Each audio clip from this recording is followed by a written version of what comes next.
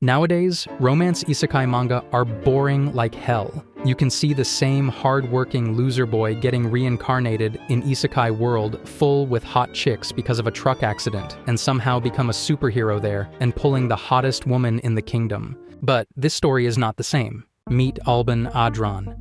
15 years old, noble by title, trash by lifestyle. He's not just lazy, he's the kind of lazy that makes you wonder if gravity personally hates him. Too lazy to train, too insolent to listen, too arrogant to care. Decide to change his fate by hard work because he is tired with his lifestyle. The truth? He wants to have a goddess, and then, plot twist from the heavens, he ends up marrying the goddess of the town, a so-called villainess whose engagement just got broken harder than Gotham's crime rates. Rumors say she's spoiled, evil, and bankrupting everyone around her. Reality? She's sharp, hot, and maybe just a little too good at making Alban question whether he's horny or actually in love. Spoiler, it's both. So yeah, this is The Lazy Villainous Noble, a tale where the villain is too lazy to villain, the villainess is too hot to hate, and the universe itself is forced to watch as the kingdom's biggest mistake turns into its most dangerous power couple. Buckle up, grab your fried chicken, and let's get into the beautiful shit show. The story was about a villainous noble named Alban Adran, who was 15 years old. He suddenly realized that only ruin awaited him. He said that the world around him was from a fantasy novel, and that he had become the villain with the absolute worst personality. He was described as a piece of trash who possessed all three qualities: that he was too lazy to train, too insolent to listen, and too arrogant to care. Apart from that, he had lost his parents at a very young age, which was why he had grown up with such a rabid personality, though there was no denying it. One day, he will be hopeless and ruined. He thought that, for now, he should start by changing his lifestyle, because he could not have his future wife find him passed out on the curb with last night's kebab stuck to his face. He reflected that he can't die on the roadside like the novel. Suddenly, someone knocked the door, then his butler, Sebas. Alban cherished Sebas because of how lazy he was. Sebas was the pillar that supported the entire household because Alban even can't handle his belly like bin bag. Shocked, the butler asked if he had changed into those clothes by himself. Alban thought that he fucked up, and, more importantly, wondered just how lazy he really was. Wasn't it actually faster for his old self to change his own clothes? He felt that he was truly a disaster of laziness. The butler asked him how he could be of service. Alban replied that he was thinking about losing some weight since he imagined a girl watching him flex while dripping with sweat. He added that, because the butler had knowledge of swordsmanship, he would also like to learn it from him. The butler, shocked, asked if he had really been hit on the head. Alban replied calmly, nothing like that happened. He thought that, in any case, if he did not start changing now, there would be no future left for him, so he had to do something to convince Sebas. Then he told Sebas that, as he was now, he would not be able to find a wife. Sebas asked in surprise if he really meant a wife, and said that with his status, Alban-sama would have no shortage of marriage proposals. Alban told him not to make him repeat himself, insisting that he had said he wanted to do it, so he would. He added that Sebas did not have to hold back. In fact, he should come at him as if he were trying to kill him.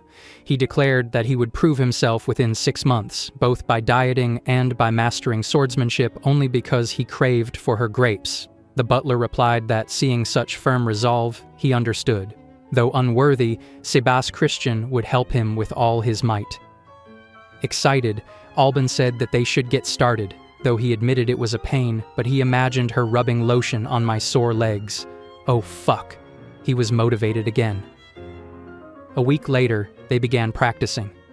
The butler asked Alban-sama if he would like to give up already, but Alban grew frustrated with his swollen feet, trembling arms, and aching sides. After that, the butler explained that they should first have him get used to the basics. Then, they began sparring. After knocking him down, the butler remarked that it was better to train muscle strength in a balanced way so that he would also push ups over her perfectly. Exhausted, Alban said that it was not going to work, since his body was not moving way he wanted it to. He added that every breath he took made it feel as though his muscles were about to burst. He thought that, in the first place, he was starting at too big of a disadvantage.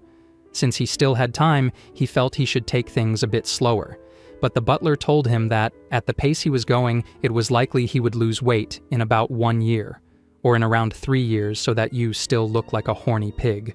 Even so, the butler added, this was already far better compared to how he had been before. Reflecting on himself, Albin said that it was going to be troublesome, so Sebas should accompany him a bit longer. 1 month later, during practice, the butler remarked that Albin's swordsmanship was not bad, though still too slow than how he cuts the cake of her wedding. But in the 2nd month, Albin was doing much better, and by the 3rd month, he had started to genuinely enjoy swordsmanship. After those 3 months, they went to a place where Albin's final exam would take place. Albin said that he was surprised to find there was a dungeon within his own territory. The butler explained that the dungeon was considered fairly low risk, even among other dangerous ones, since only relatively weak monsters as a toddler lived inside. He told Albin that, after the past 3 months, he had already made significant progress in his training, and now it was necessary to confirm whether that sword of his was truly useful in practical combat or he grabbed some sexy pains. He added that he wanted to see the result of Albin's training. Then he pointed ahead and asked if Albin saw the creature in front of them, a goblin. He explained that trips over goblin half his size, land belly first, and wheezes, and asked Albin if he could kill it.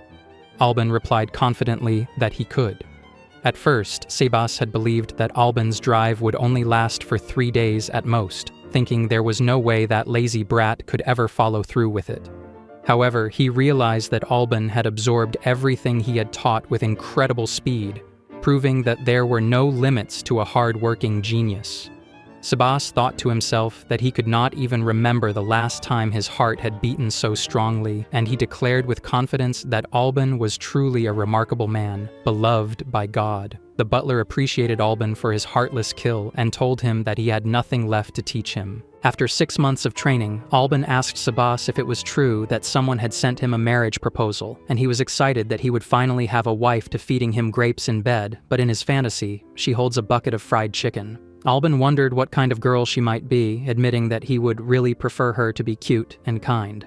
Suddenly he asked which family was approaching them with the marriage proposal. The butler replied that it was the Barrow-Ducal family. Albin tensed and said that the Barrow-Ducal family, he supposed. The stated difference between them was far too huge, just like on the bed at night. He was just a baron, after all. Why would they? He then recalled that, if he remembered correctly, he would actually end up marrying someone in the story. His wife would be Letitia Barrow, a problem child whose engagement had been broken due to her misdeeds, leaving her with nowhere to go. In the end, he realized he was just heading down a straight path to ruin. He asked the butler what the point of his efforts over the past 6 months had been. The butler replied that the young lady of the Barrow family appeared to have quite a difficult personality and encouraged him to do his best.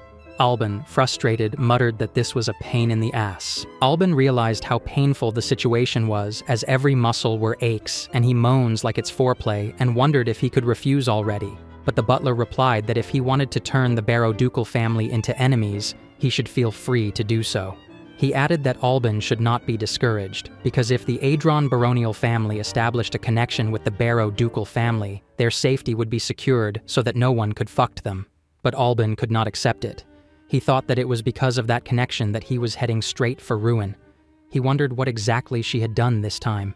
The butler told him that, according to rumors, she had embezzled taxes from the state and brought a young man into the mansion. He added that she was a hopeless spendthrift who had even laid hands on her fiancé's assets. Albin thought that, in order to change his fate, he had even gone so far as to lose all that weight.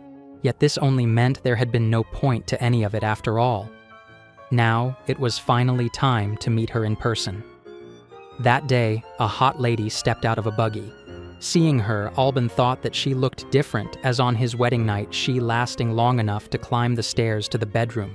She came up to him and introduced herself, saying that her name was Letitia Barrow and that she would be in the care of the Adron family from then on, asking him to please take care of her. But Albin was lost in his future wife and his midnight snack as well. Then the butler introduced himself as Sebas and told her that she must be tired from the long journey, assuring her that he would show her to her room immediately. Letitia asked him to hurry and guide where were to go to quench her thirst. After that, the butler told Albin that she was indeed a sexy lady, but if he had to summarize her in one word, it would be odd. Albin asked if he thought so too. The butler replied that she sounded completely shy as well as needy from what they had heard. Her demeanor did not match that of a girl accused of such misdeeds. Albin agreed, saying that, if anything, he sensed wisdom from her. The butler praised Albin for realizing it so quickly because it was time to trains, and imagine his wife watching clapping or maybe undressing him in his perverted little brain. The butler agreed, but admitted that he felt relieved. He added that Leticia-sama was refined and might even turn out to be a fitting wife for Albin, that she completed his all needs, and that he would be glad if that were the case. When they were sitting at the dining table, Albin cracked a joke that she liked this chicken juicy, irresistible, and I wanted to bite her too, but Leticia ignored him. Another day, he called out loudly to her, yet she still paid him no attention. The butler then remarked that it was probably because Albin's joke had been far too boring. Frustrated, Albin said that she had been ignoring him for 3 whole days and wondered if she was truly that guarded against him. He admitted he could understand how she might feel, but told himself he could not just back down like that. Determined, he approached her from behind and invited her to go for a walk. He even asked playfully whether she belonged to the herb group or the poison group, but she ignored him once again. He thought to himself that nothing was working. No matter how much he tried to manipulate her, she refused to respond. At the very least, he wished for a horny conversation, otherwise he would have no idea what she was dealing with. Concluding that it could not be helped, he decided there was only one method left. Then he went to the door of her room and called out from outside, asking if she had some time and suggesting they spend some quality time together. Yet again, she ignored him. This time, Albin grew angry and declared that if she wanted to play it that way, then he would play along just like a villain should. With that, he slashed the door with his sword, breaking it completely. Shocked, Leticia demanded to know how he could do such a thing. Albin reassured her not to worry, promising that the door repaired right away, same as her mood. She replied that the door was not the problem, scolding him for daring to break into a lady's room without permission. He do not have some shame. Instead, he began flirting, shamelessly admitting that he was actually a scumbag, and that if it meant achieving his purpose to broke a bed, he would even barge into a woman's room. Without further ado, he asked Leticia to go on a date with him. She stood there fully wedded. Albin and Leticia were spending time together when Albin remarked that she does not need makeup. She was already perfect if she removed her jacket. He would still call her fucking perfect, and asked if she agreed. She teased him, saying that maybe she would have felt that way if he weren't there. He tried to calm himself, realizing that she was still out of his reach, but he thought that if he were in her shoes, he probably wouldn't trust him either. He told her that if they followed the mountain path, they would come across some really beautiful scenery, like his fantasies. She replied that she wasn't used to walking mountain paths, and that if he had planned this walk, he should have warned her beforehand. He apologized, and holding her hand, asked if it would prevent her from spraining her foot. She told him not to touch her. Albin reassured her, saying he wouldn't do anything weird and that she could trust him, insisting it would only cause trouble. He wondered to himself how easily he could carry her bridal style and was thankful for all his training. She teased him again, saying that even if he wasn't doing anything weird, it still seemed like he was thinking something weird. He told her to look ahead and they reached a breathtaking spot on the mountain. He mentioned that from there, she could see all of the Adron territory and that he had really wanted to show it to her. After setting her down, he said that, after all, they would be taking care of this territory together from now on. She told him that he was quite different from the rumors. She had heard that Albin Adron was an arrogant and insolent thug. He corrected her, adding that she was missing lazy and insisting that he was not a thug, he was a villain. She teased him, asking if villains really called themselves villains. She began to enjoy herself and said that the water there was quite cool and pleasant. Albin replied that he supposed it was a refreshing change for a city girl. She teased him, asking if asserting his dominance over a city girl made him feel good. He said not really and explained that he had just been joking. Albin then suggested that they take this chance to properly introduce themselves, since they didn't really know much about each other yet. She began by saying that her name was Leticia Barrow, that she liked black tea and scones, and that her hobby was playing with children. Albin asked if she liked kids, and she replied that she at least did not dislike them. Albin then introduced himself, saying that his name was Albin Audrin. His favorite food was steak, but at the moment he was abstaining from it to watch his weight. He added that his hobbies included sword practice and, at times, just lazing around. She said that she couldn't tell whether he was a hard worker or a slacker. Albin admitted that he had wondered the same thing himself, but seeing how he had transformed his previously plump body, he supposed he must be a hard worker. She agreed and said that she could probably learn a thing or two from him.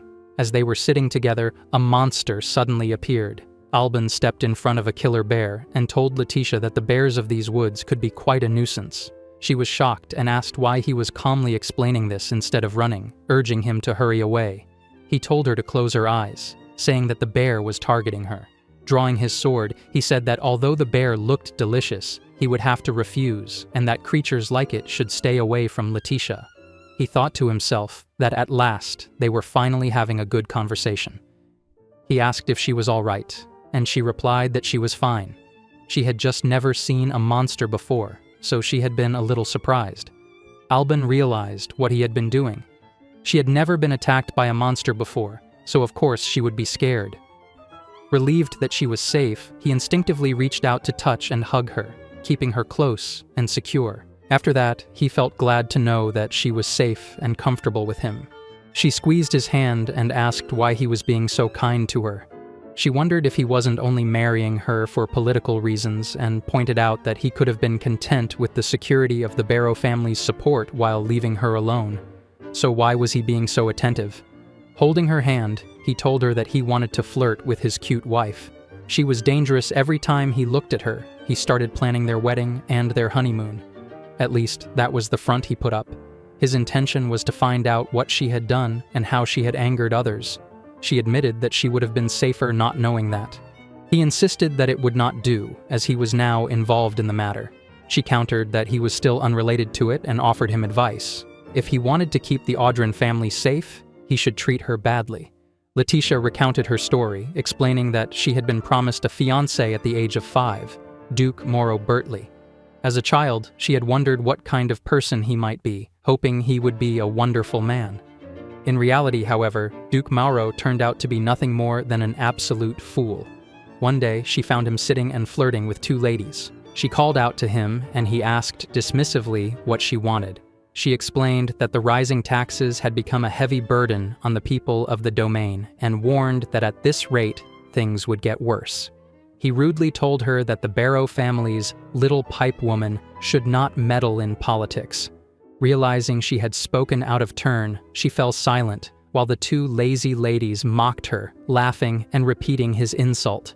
She felt sorry for herself and went back to her room, saddened.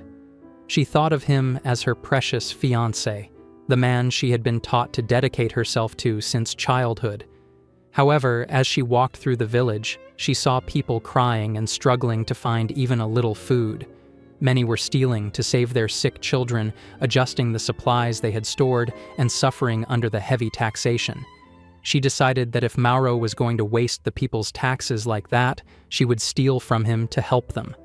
3 years later, on the day of her engagement, Mauro announced in front of everyone that their engagement was officially annulled.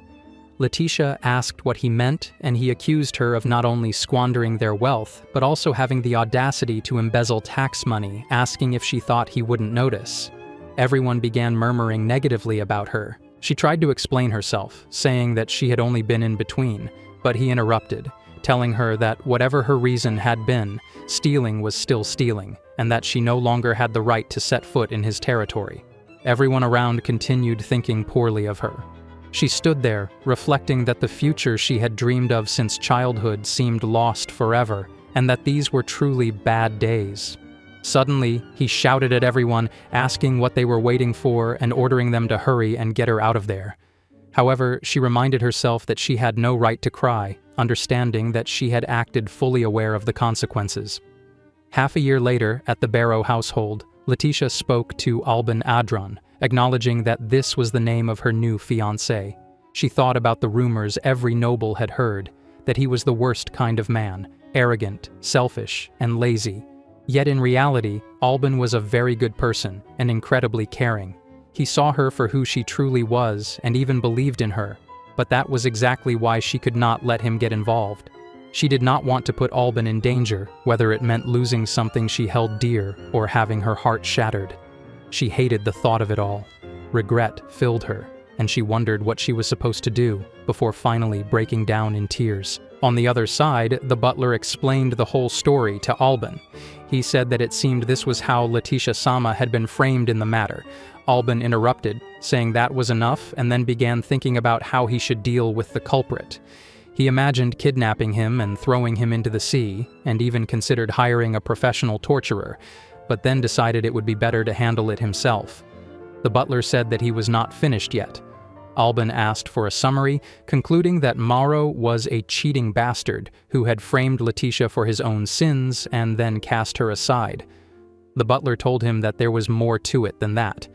He explained that while it was true Letitia-sama had involved herself in the Bertley family's assets, at least part of that assumption was accurate. Albin shouted that it was impossible. There was no way she had done something like that. The butler told him to calm down and explained that Letitia had a reason. It appeared that she had been embezzling taxes from the territory to fund a shelter for abandoned children living in poverty. Albin realized that Letitia had been stealing for the children, and remembered that she had always seemed to like children.